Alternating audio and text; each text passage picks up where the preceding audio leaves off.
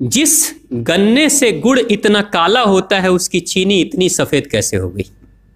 Chemicals उसमें डाले जाते हैं।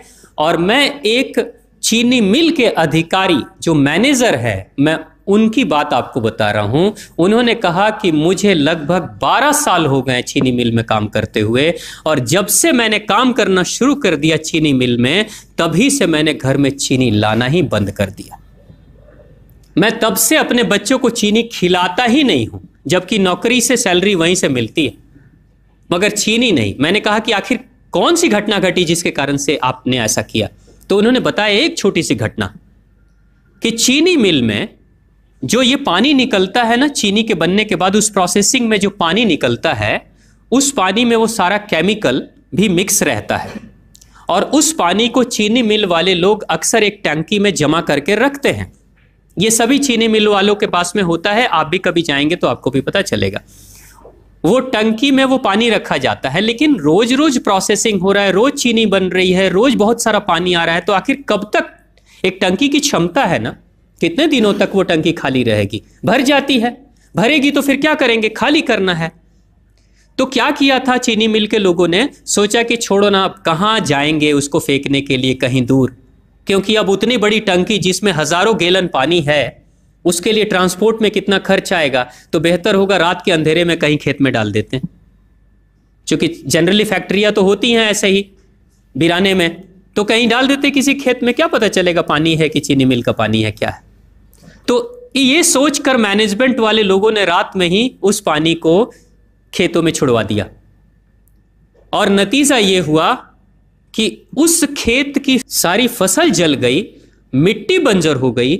और जब किसान पता करने लगा कि आखिर क्या हुआ मेरे खेत में, जब चेकअप कराया वो मिट्टी का, तो पता चला कि इसमें तो चीनी मिल का जो वेस्ट मटेरियल है वो डाला गया है। तब उसको खबर मिली कि हाँ, किसी स्टाफ ने बताया कि हाँ, हमारे चीनी मिल से ही पानी डाला गया था आपके खेत में, और पूरी मिट्टी बंजर हो गई।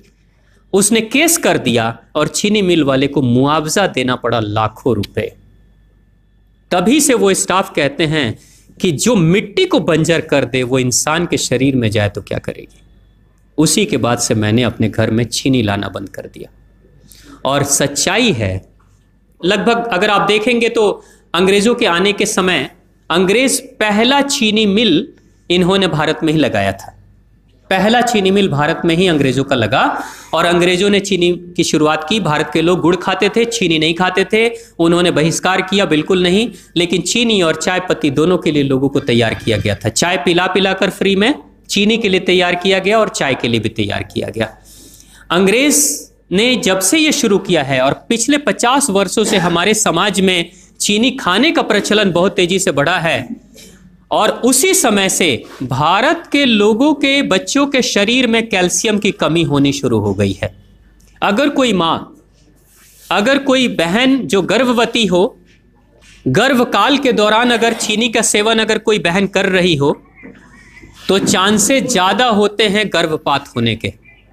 कोई माँ अगर बच्चे के जन्म से पहले 1 साल पहले से ही चीनी छोड़ दे और सामान्य भोजन करे, अपना ही दूध बच्चे को पिलाए, और कम से कम 5 साल तक बच्चे को चीनी ना खिलाए, खुद को चीनी ना खिलाए, उस बच्चे को कभी भी ऑस्टियोपोरोसिस की समस्या नहीं हो सकती। कैल्शियम की कमी उसके शरीर में कभी नहीं होगी। चीनी जब जाती है आपके शरीर में, तो बाहर जब निकलती है तो अकेले नहीं निकलती, कैल्शियम लेकर निकलती है। चीनी कैल्शियम लेकर निकलती है, हड्डियों को गलाकर निकलती है। और जिसके शरीर में कैल्शियम की कमी हो जाती है, उसके शरीर में मैग्नीशियम, पोटेशियम, आयरन सबकी कमी हो जाती है।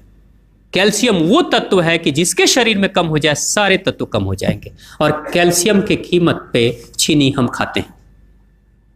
भारत, पाकिस्तान, बांग्लादेश, नेपाल, ऐसे कुछ देशों के अलावा दुनिया के बहुत सारे ऐसे राष्ट्र हैं जहां चीनी का इस्तेमाल ही नहीं होता। आज भी चीनी खाते नहीं, बहुत सारे देश नहीं खाते बिल्कुल। आप गुड़ खाया करिए, वो ज्यादा बेहतर है, चीनी को छोड़िए।